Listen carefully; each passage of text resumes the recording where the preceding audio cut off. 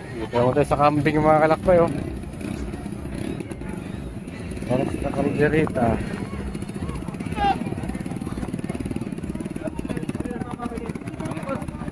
Daya dyan.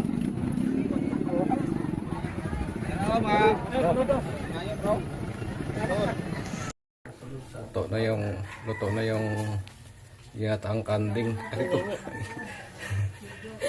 Ang aming chef cook na si Anibi Oswa, shout out.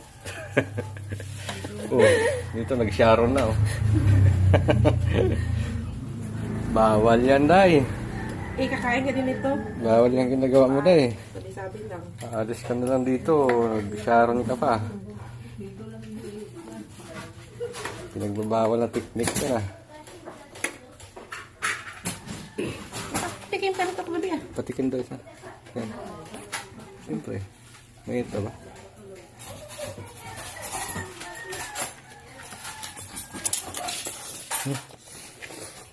Harap.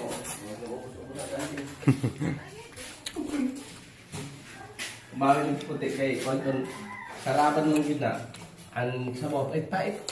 Kasa, tunog no? Sa kanilang kuwan sa kain. Oo.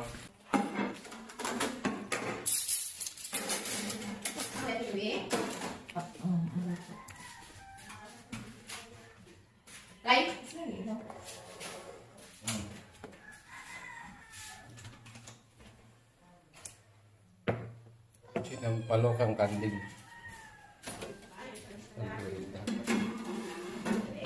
Uy!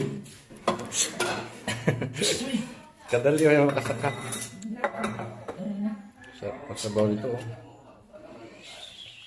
Libas. Ito yung libas paring terso roho. Yung hinahalo ni nanay sa paksyo ng kalabaw sa naga. Marami yan dito sa amin. Ito. Ito yung ulo na order mo. Niluto na namin.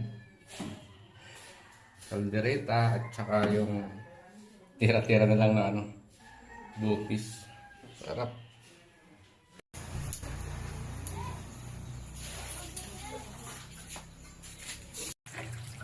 Ibang klaseng sipod, lato-lato. Umutay pa. Lato-lato. Kano kilo yan doon? Mas 20. 20 ang kilo? 30. Dapat ang pinaklo. Kabiti 1/4. Mahal no?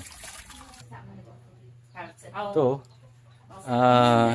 maliit na pugita. Ang tawag ito, tamala. Oh.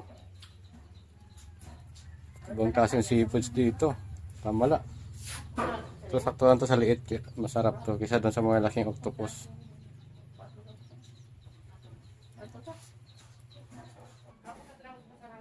Dito naman, ang lalaki ng crab mga kalakpay. Oh. Kumong-kumong. Grabe, bruskong-brusko. Parang kagang na, no? Parang mud crab. Pero dito mud crab. Ang lalaki. Wala, nasalang na natin yung shell. Tahong. Hindi ko lang anong tawag sa shell na to, pero parang tahong na siya mahaba. Ang taba niya, oh. Oh? Ano bang tawag dito sa shell na to mga kalakbay?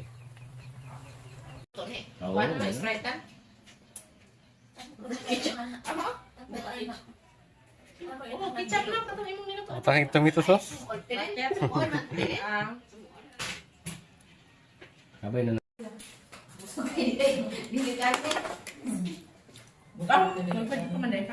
Kailangan ito.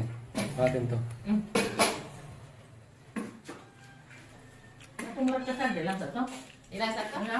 Harap no?